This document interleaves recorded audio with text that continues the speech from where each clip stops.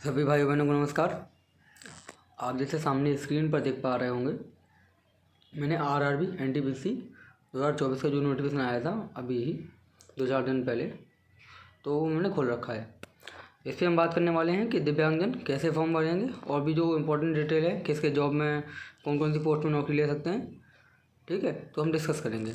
ये सामने उन्होंने एक तो इंडेक्स दे रखी है, सब कुछ इसमें लिख रखा है।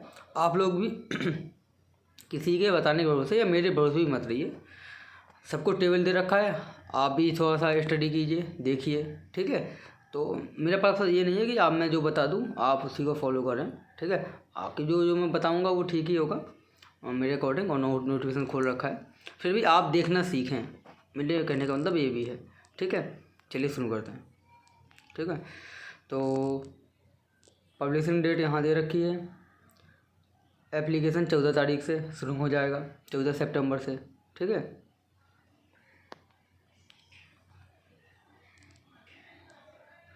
और सबसे इम्पोर्टेंट चीज़, जो मॉडिफिकेशन विंडो है वो 16/10 से 25 कर ले, क्योंकि बहुत से लोगों के फॉर्म गलत हो सकते हैं।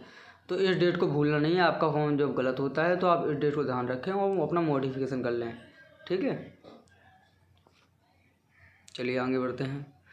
अब यहाँ 5 पोस्ट की वैकेंसी आई है। Chief commercial cum ticket supervisor, station master, goods train manager, junior accountant assistant कम typist, senior clerk cum typist. और ये इसका पे ग्रेड के साथ दे रखा है। ठीक है, कि जो नंबर 1 पोस्ट है chief commercial cum ticket supervisor, level 6 की जॉब है। ये भी 6 की है। ये नीचे वाली 3 लेवल 5 की हैं। ठीक है, और जो मेडिकल स्टैंडर्ड्स इन्होंने दे रखे हैं पोस्ट वाइज, ये दे रखे हैं, समझ रहे हो। पहले के लिए B2, लास्ट बीच वाली जो स्टेशन मास्टर और गुड्स ट्रेन मैनेजर के लिए A2, और जूनियर अकाउंटेंट असिस्टेंट कम typist, senior clerk cum typist के लिए C2। एज दे रखा है, आप इसका एज, इसके बीच एज होना चाहिए। ठीक है, और जो भी एज इसके अकॉर्डिंग कैलकुलेट होगा। ठीक है, एज एप्लीकेबल टू दिस। ठीक है, इन्होंने दे रखा है जो 1 तारीख 1/1/2025 है। टोटल वैकेंसीज ये दे रखी हैं। ठीक है, अब इसमें स्पेसिफाई जो वैकेंसी हैं VH कोटे की या किसी की भी हैंडीकैप कैटेगरी, वो आगे आपको मैं बताता हूँ। ठीक है, देखते चलेंगे।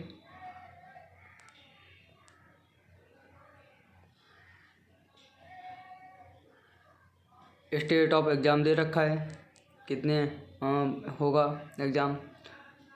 स्टेट लिख रखा है, there shall be 2 stated computer based test followed by computer based aptitude test, फिर टाइपिंग टेस्ट, यानी 2 कंप्यूटर टेस्ट होंगे, एक CBTS और एक CBAT।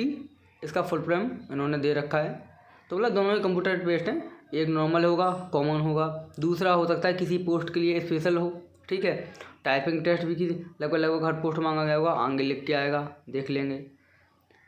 देखिए ये लिखा है computer based aptitude test for station master, यानी ये वाला जो है दूसरा वाला ये स्टेशन मास्टर के लिए है। Typing test senior clerk cum typist, junior account cum assistant के लिए है।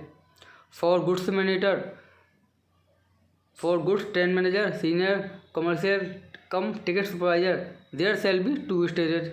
ठीक है, इसके 2 स्टेजेज होंगे। तो ये सब दे रखा है और सब कुछ नोटिफिकेशन पे मिल जाता है।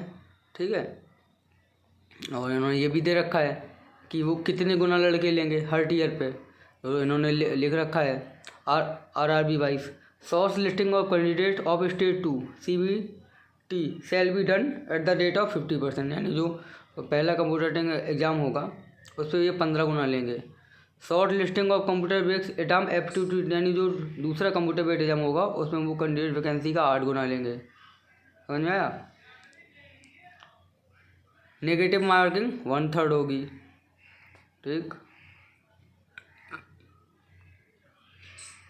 कुछ जनरल देते हुए हैं, आप देखते जाएंगे।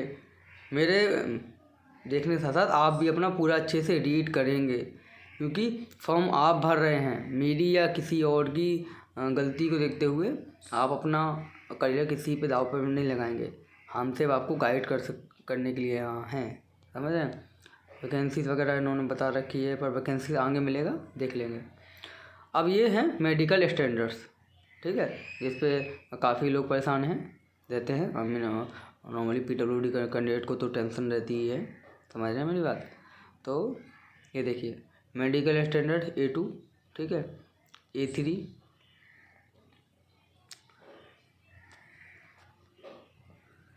B2, C3, ठीक है, ये आप सब देख लेंगे। A2 में इन्होंने लिख रखा है डिस्टेंस विजन 6/9 विदाउट ग्लासेस, ठीक है। Near vision without glasses and must not test for colour vision. Must pass यानी आपको कलर विजन का टेस्ट पास करना चाहिए। Binocular vision, night vision, my phone, तो ये सब इन्होंने दे रखा है, ठीक है। ये कुछ डॉक्टर टर्म है, ये ज़्यादातर मेरे को भी कुछ नहीं पता है, पर हाँ एक आध दो चीज़ें वो पता हैं, ठीक है। डिस्टेंस विजन, ठीक है, तो ये आपको देख लेनी है, समझ गए। अगर इन सब में आपको कोई प्रॉब्लम हो तो आप, सबसे बड़ा काम है ना आप सोचें ना हम सोचें, आप इसको प्रिंट करा लें। आप किसी भी अपने पास के आई डॉक्टर के पास चले जाएं, वो आपको सब कुछ बता देगा कि इनका क्या मतलब है, ठीक है। अगर नहीं मिलता है तो स्पेशली अगर आप यूट्यूब पे देखेंगे तो इसके कई वीडियो पड़े हुए हैं। आप मेडिकल स्टैंडर्ड रेलवे A2 के नाम से डालेंगे, वो कई जो आँख वाले डॉक्टर हैं या जो हैं उन्होंने एक्सप्लेन करके रखा है। तो एक्सपर्ट से पूछना इज बेटर। अदरवाइज जो अपना नॉर्मल मोटा है वो मैं आपको बता दूंगा, ठीक है। और आप भी देख सकते हैं जैसे C2 वाला है, इम्पोर्टेंट है, जिसमें VH के लिए अलाउ किया गया है 2 पोस्ट के लिए। डिस्टेंस विजन 6/12 नील विथ और विदाउट ग्लासेस, ठीक है। नियर विजन इतना दिया हुआ है, ठीक है। ग्लासेस वेयर रीडिंग और क्लोज वर्क रिक्वायर्ड, ठीक है, ओके।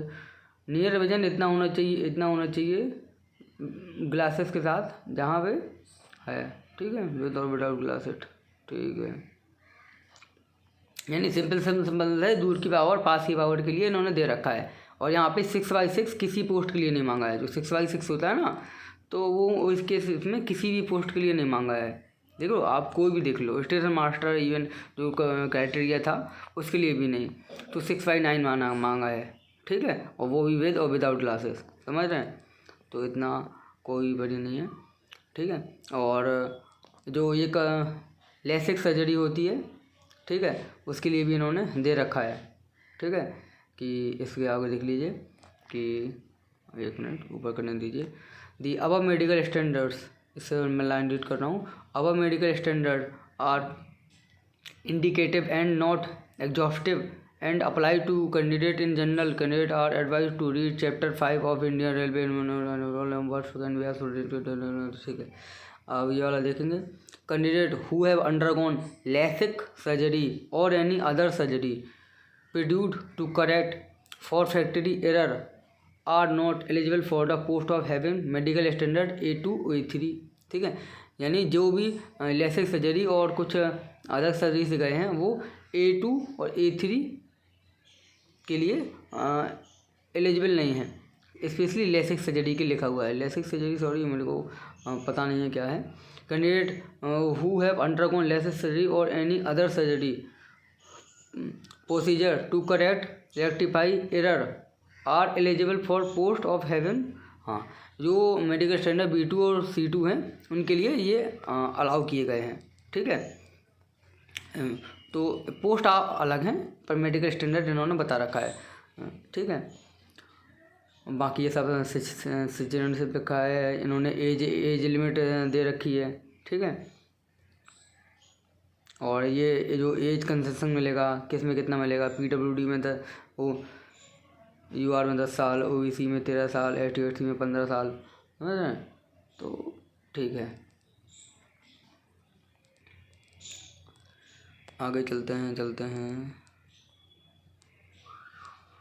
ये फ़ी दे रखी है। PWD के लिए 250 है, बाकी सब के लिए 500 है। क्लोजिंग डे और पेमेंट दे रखा है। आप सीधे PWD के रिलेटेड मुद्दों पे चलते हैं। काफ़ी इधर उधर की बात हो गई। PWD recruitment process first aid, ये दे रखा है कि फर्स्ट स्टेट ऑफ CBT के रैंक कैसा होगा। डेट 90 मिनट का होगा। जनरल लेवल 40 आएगा, मैथमेटिक्स 30 आएगा, जनरल इंटेलिजेंस 30 आएगा। टोटल नंबर ऑफ क्वेश्चन होगा इतना, समझ रहे। यानी सिर्फ 3 सब्जेक्ट का क्वेश्चन आना है, समझ रहे। इंग्लिश वगैरह नहीं है। 120 मिनट का एग्ज़ाम होगा, ठीक है। मैथमेटिक्स यहाँ सब सिलेबस दे रखा है। सेकेंड स्टेज ऑफ CBT दे रखा है। ये भी 90 मिनट का होगा। 50 क्वेश्चन आएंगे इसमें GK के, 35 में आएंगे मैथ के, 35 आएंगे रीजनिंग के। टोटल नंबर ऑफ क्वेश्चन 120 हैं, ठीक है।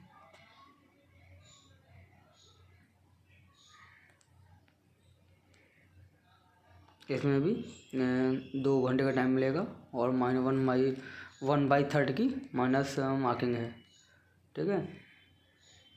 स्किल टैग के बारे में दे रखा है, ठीक है, कि अपना 25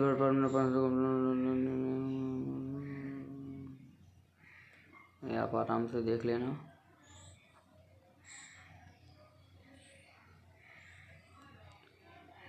और जैसे ये पोस्ट दे रखा है गुड 10 मैनेजर के लिए स्किल रिक्वायरमेंट नहीं है। यानी इन सब के लिए इस सीनियर क्लब टर्म टाइपिंग के लिए टाइपिंग चाहिए, जूनियर अकाउंटेंट असिस्टेंट के लिए टाइपिंग चाहिए और स्टेशन मास्टर के लिए कंप्यूटर बेस्ड एप्टीट्यूड टेस्ट होगा। ये स्पेशल पेपर हैं जो मैंने बताया था। Tier 1 के बाद आपके स्पेशल पेपर शुरू होंगे। जिसका जो चाहिए होगा उसी से आपका उनका एडमिट कार्ड आएगा और उनको आगे आगे पता चलता जाएगा।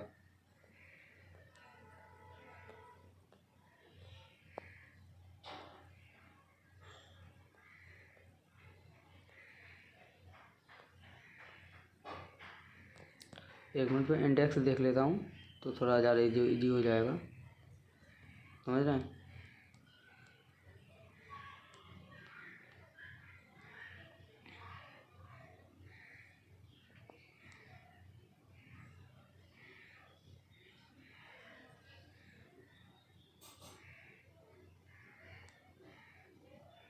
ये नंबर क्या रहा, पर्सनल पेज नंबर 16।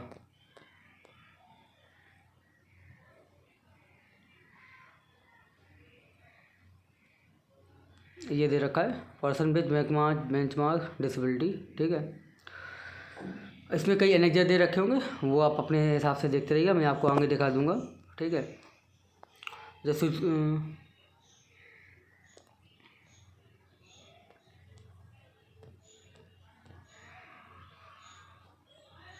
इन्होंने PWD 2016 की तरह पूरा सा इन्होंने छाप रखा है, ठीक है। तो ये अभी कोई प्रॉब्लम नहीं है, यहाँ से देखते हैं, ठीक है। Degree of benchmark disability for reservation and competent authority for issue of disability certificate. Only such person would be eligible for relaxation in the post or who suffer from not less than 40%, ठीक है। Benchmark disability यानी जिनका 40% या उससे ऊपर का certificate है वही सिर्फ रिजर्वेशन के हकदार हैं, ठीक है। Those person with benchmark disability who have availed the relaxation and no who have availed the reservation and shortlisted for the documentation have to submit certificate of the disability issued by ये form इतना gazette, ठीक है, of gazette. ये March dated 2024, right of person disability act 2016। ये बोल रहे हैं कि जो मार्च अभी में एक तो गैजेट आया था उसका थोड़ा सा रूल चेंज हुआ था, वो ज़्यादा किसी के लिए पर MD के लिए रूल्स बदले गए थे, तो उसके अकॉर्डिंग ये सर्टिफिकेट दिखाने को बोल रहे हैं, ठीक है।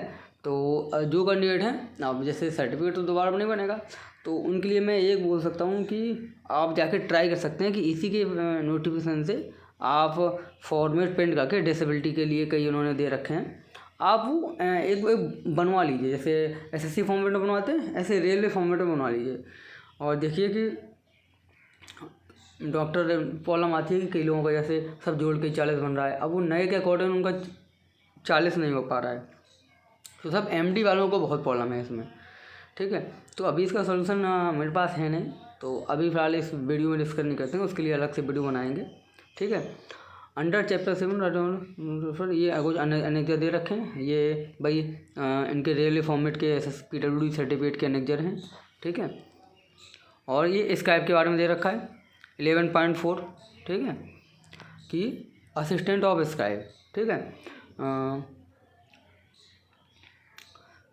इन्होंने लिख रखा है। ठीक है, visual impaired candidate who writing speech is affected by the general policy ये सब दे रखा है। ठीक है, greater than 40 are eligible for scribe, जिनकी डिसेबिलिटी 40 से ज़्यादा है वो स्क्राइब के लिए एलिजिबल हैं।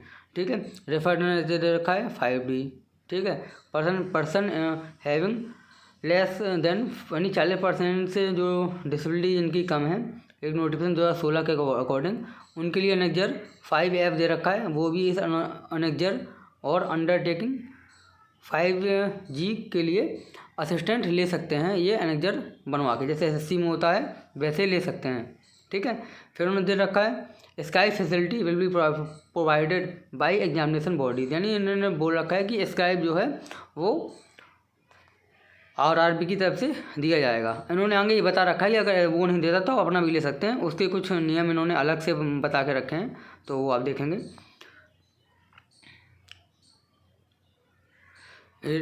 ये दे रखा है कि स्क्राइब की जो क्वालिफिकेशन है, ठीक है, qualification of scribe always you. ठीक है, कि आप जिसका स्क्राइब बन के जा रहे हैं उससे आपकी एजुकेशन कम होनी चाहिए। आप जो पेपर देने जा रहे हैं यानी NTPC जा रहे हैं, आपने वो फॉर्म भरा ना हो, और भरा हो तो आप उसके अटैम्प्ट ना कर रहे हों। ठीक है, आप उसकी कैंडिडेट नहीं होने चाहिए, आप सरकारी जॉब में नहीं होने चाहिए। स्क्राइब का ये 3 ही रूल होते हैं नॉर्मली हर जगह, और यही चलता है। ये लिख रखा है if RRB do not provide scribe facility to eligible PWD candidate, then eligible PWD candidates are allowed to bring their own scribe subject to following condition। इन्होंने सब कंडीशन दे रखी हैं इसके लिए कुछ उन्होंने, और अगर आप अपना स्क्राइब ले जा रहे हैं तो आपको फॉर्म भरते टाइम भी ये सब फॉर्म पे टिक करना होगा कि हम खुद का स्क्राइब लेके आएंगे। वहाँ स्क्राइब ऑप्शन देगा कि आप खुद का स्क्राइब लेके आएंगे या RRB का स्क्राइब लेंगे। ठीक है, engaging their own scribe candidate have to indicate the same while filling up online application, ये दे रखा है। ठीक है, अगर ऑनलाइन एप्लीकेशन में आपने बोल दिया कि नहीं हम RRB का स्क्राइब लेंगे, फिर आप अपना स्क्राइब लेके नहीं जा सकते हैं। ठीक है, ये देखो एक स्टेप बिलो क्वालिफिकेशन होनी चाहिए कैंडिडेट से।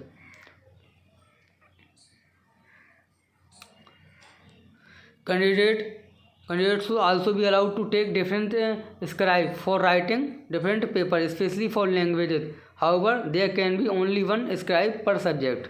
ठीक है, ये बोल रहे हैं कि आप अलग अलग स्क्राइब भी ले जा सकते हैं। ठीक है, डिपेंड ऑन लैंग्वेज। ठीक है, कि जैसे नॉर्मल हो रहा है, अगर इंग्लिश का पेपर आ गया टाइपिंग वाला है तो आप उसके लिए अलग से देखिए, इंग्लिश जो ज़्यादा जानता हो लिख सकते हैं, ताकि वो इंग्लिश में अच्छा सा बोल सके, आप उसका लिख सकें। ठीक है, तो अलग स्क्राइब भी जानिए। जैसे कई लोग बोलते हैं कि सर मैंने पिछले बार जो स्क्राइब ले गया था, अब वो उसको कुछ काम आ गया, वो उसे नहीं जा सकते, हम दूसरा ले जा सकते हैं। तो हाँ, आप दूसरा ले जा सकते हैं।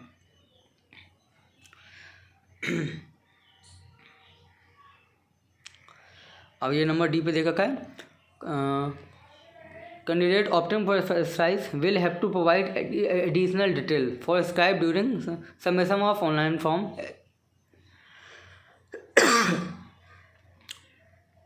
As per annexure. ठीक है, ये बोल रहे हैं कि आपको फॉर्म भरते टाइम ये इन्फॉर्मेशन प्रोवाइड करनी पड़ेगी, समझ रहे हो।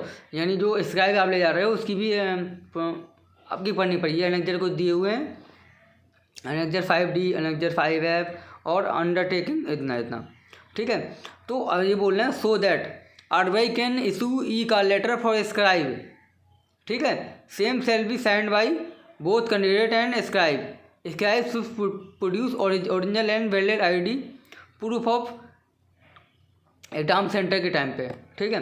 वो बोल रहे हैं कि अगर आप अपना खुद का SI ले जाते हैं तो आपको फॉर्म भरते टाइम उसकी भी डिटेल सबमिट करनी है, जैसे आप अपनी सबमिट कर रहे हो। और एडमिट कार्ड 2 रिलीज़ किए जाएंगे, एक आपका, एक स्क्राइब के लिए भी, ठीक है। और उस पर जब स्क्राइब का होगा तो दोनों लोग उस पर साइन करेंगे। समझ में आया बात?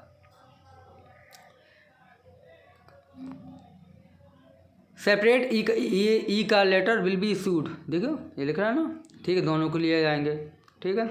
Candidate availing assistant of scribe shall be eligible for, यानी जो स्क्राइब लेगा उसको 20 मिनट का टाइम दिया जाएगा पर घंटे के हिसाब से। Candidate who wish to avail service of scribe but are unable to furnish the detail of scribe at the online. तो ये बोल रहा है कि आप स्क्राइब लेना चाहते हैं और ऑनलाइन फॉर्म भरते टाइम आप उनकी डिटेल ऑनलाइन फॉर्म में नहीं दे पा रहे हैं या आपकी नहीं है, may avail the service of scribe by filling up necessary detail in format given, ठीक है, ठीक है। या जो भी है फॉर 2 दे रखा है, एक 40 से ज़्यादा वालों के लिए डिटेल रखा है, एक 40 से कम वालों के लिए। जिनके पास 40 से ज़्यादा है वो अनेक्जर 5D बनाएंगे, जिनकी डिसेबिलिटी 40 से कम है वो अनेक्जर 5F और 5G लेके जाएंगे, ठीक है। मेरे ख्याल से ये रहेगा, ऑनलाइन डिटेल नहीं है तो आप एग्ज़ाम सेंटर पर जाके ये अनेक्जर दिखा के भी एंट्री ले सकते हैं, ठीक है। ये देखे लिख रखा है ना, at the CBD centre duly comply and condition for scribe change of scribe may also be allowed in emergency duty recording reason filling out the relevant detail नजर इतना, ठीक है। तो ये है, अगर आप ऑनलाइन फॉर्म भरते टाइम स्क्राइब डिटेल नहीं दे पा रहे हैं तो आप पेपर देते टाइम दे सकते हैं, ठीक है।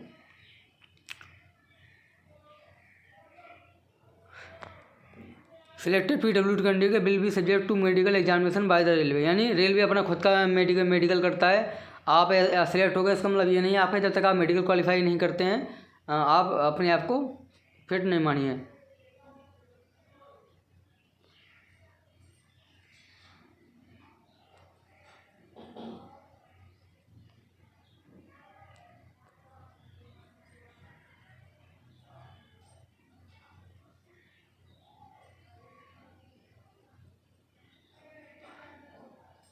और अगर कोई कैंडिडेट जॉब करता है तो उनको NIC वगैरह NOC वगैरह देना ही पड़ता है, तो वो कोई बड़ी बात नहीं है। चलिए अब आगे चलते हैं।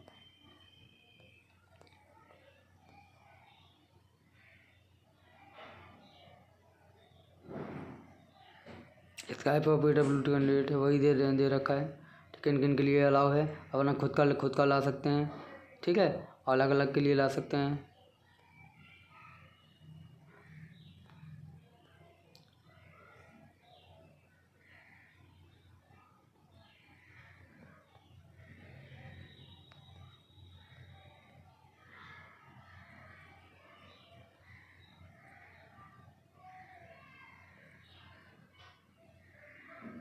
अब यहाँ पे आगे दिखाए जाएंगे अनेक्जर, ठीक है। तो हम अनेक्जर देख लेते हैं कौन किसके लिए है, और सबसे लास्ट में दिखाया जाएगा कि कौन किस पोस्ट के लिए एलिजिबल है, ठीक है, कौन सी दिव्यांग कैटेगरी किस पोस्ट के लिए एलिजिबल है। OBC सर्टिफिकेट हो गया, डिक्लेरेशन ऑफ बैकवर्ड क्लास ये भी हो गया, गवर्नमेंट EWS का सर्टिफिकेट हो गया।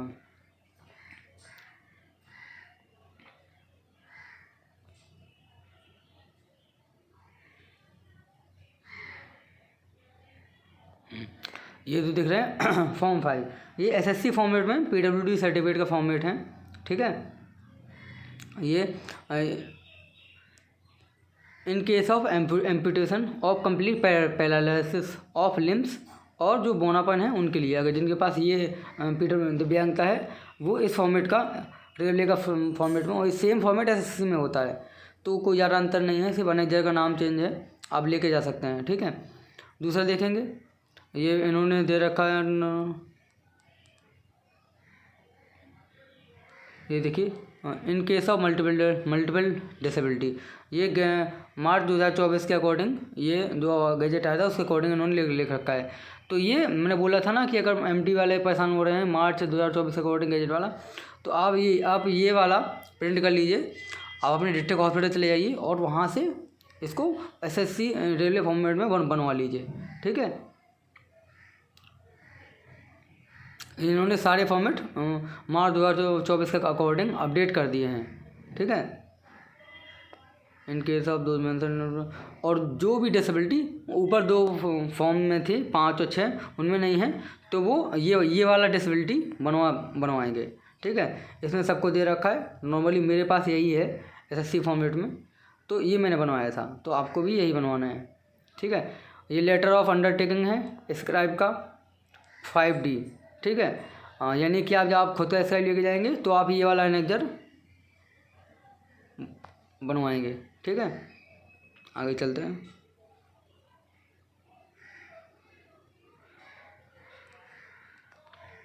जिन कैंडिडेट को हाथ वगैरह में प्रॉब्लम है, वन हैंड या बोथ हैंड, उनके लिए टाइपिंग एग्जाम्शन का सर्टिफिकेट ये है। टाइपिंग एग्जाम्शन अपन को कहीं मेंशन नहीं हुआ था, पर इन्होंने टाइपिंग एग्जाम्शन का सर्टिफिकेट दे रखा है फॉर्मेट, यानी तो इनको टाइपिंग में छूट मिलेगी। ठीक है,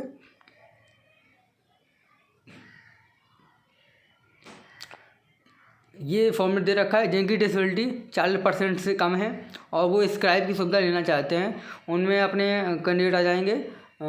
मेंटली इल कैंडिडेट आ जाएंगे, VH कैंडिडेट आ जाएंगे, बोथ आर्म वाले कैंडिडेट आ जाएंगे। ठीक है, वो ये वाला फॉर्मेट बनवाएंगे, तो इससे उनको स्क्राइब और एक्स्ट्रा टाइम की सुविधा मिल जाएगी। ठीक है, उनको PWD कोटे का बेनिफिट नहीं मिलेगा, पर उनको मिल जाएगा। और ये उनकी अंडरटेकिंग है बनवाने के लिए, खुद का स्क्राइब ले जाने के लिए 40 से कम वालों के लिए ये अंडरटेकिंग है। अगर आप खुद का स्क्राइब ले जाना चाहते हैं तो ये वाला बनाएंगे। 40 से ऊपर वालों के लिए अंडरटेकिंग अलग है, 40 से नीचे वालों के लिए अंडरटेकिंग अलग है। समझ गए?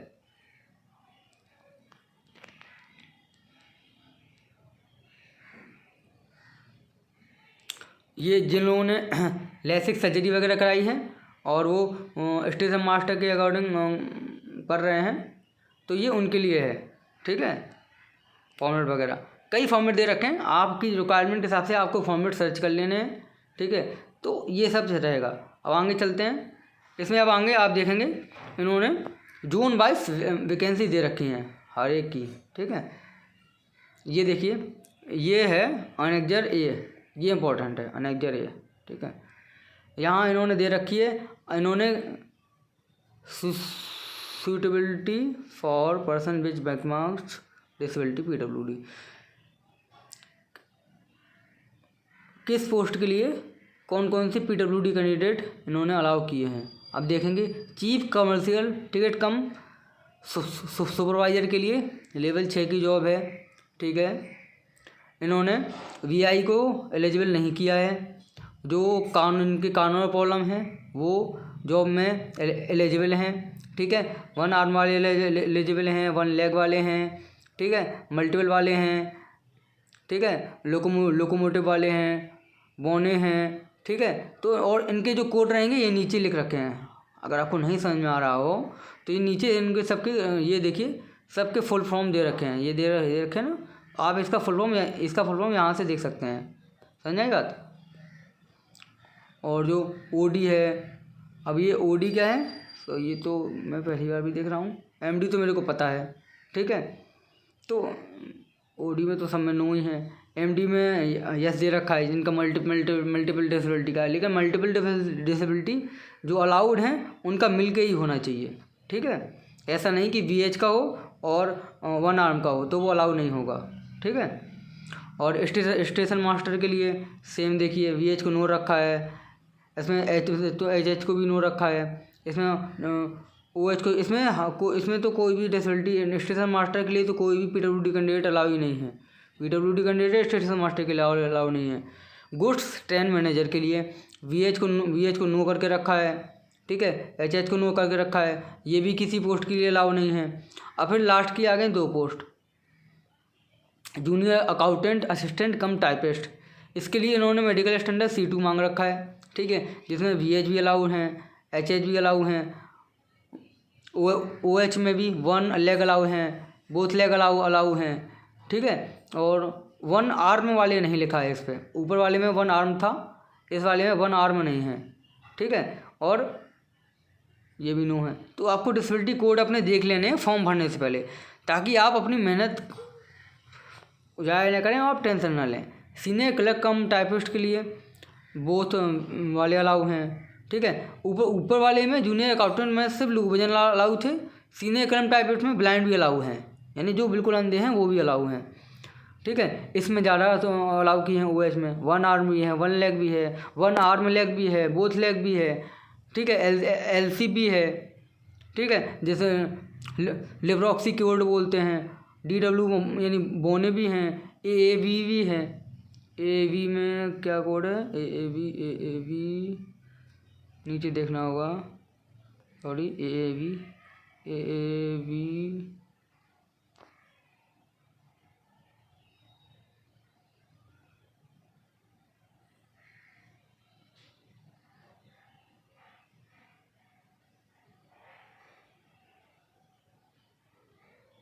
आप देख लीजिएगा, ठीक है।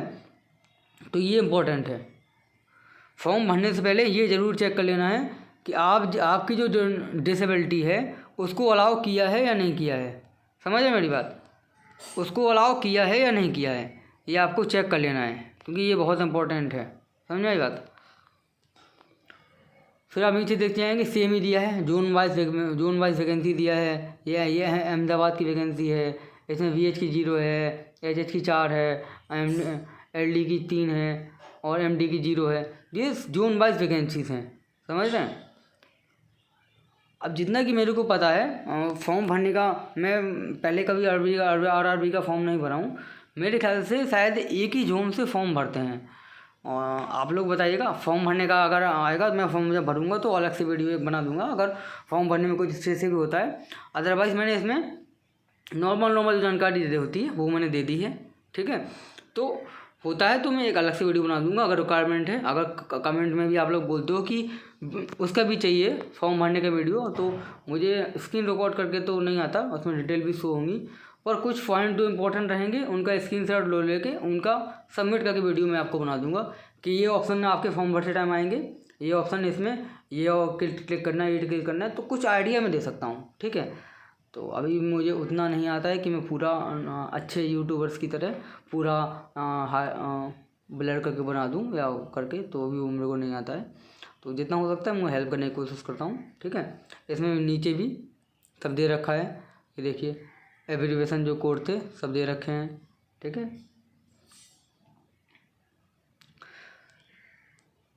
चलिए फिर नमस्कार, यही रहेगा। और हाँ, फॉर्म भरने से पहले ये वीडियो ज़रूर देख लें, वीडियो ना देखें तो नोटिफिकेशन अच्छे से रीड करें। आपके फॉर्म गलत होने की जिम्मेदारी आपकी है, किसी और की नहीं, ठीक है, क्योंकि जॉब आपको लेनी है, ठीक है, किसी और पे नहीं। फॉर्म भरने से पहले नोटिफिकेशन अवश्य देखें या किसी का गाइडेंस लेके फॉर्म भरें। अगर आपको नहीं पता है तो कंप्यूटर वाले के भरोसे मत बैठ जाए कि दुकान में चले जाएँ वो फॉर्म भर दें। बहुत PWD कैंडिडेट के फॉर्म गलत होते हैं, आपकी खुद की जिम्मेदारी है, समझ रहे हैं। तो यही रहेगा, मिलते हैं और किसी वीडियो में दिव्यांगजन से रिलेटेड मुद्दों पर बात करते हुए। नमस्कार, जय हिंद।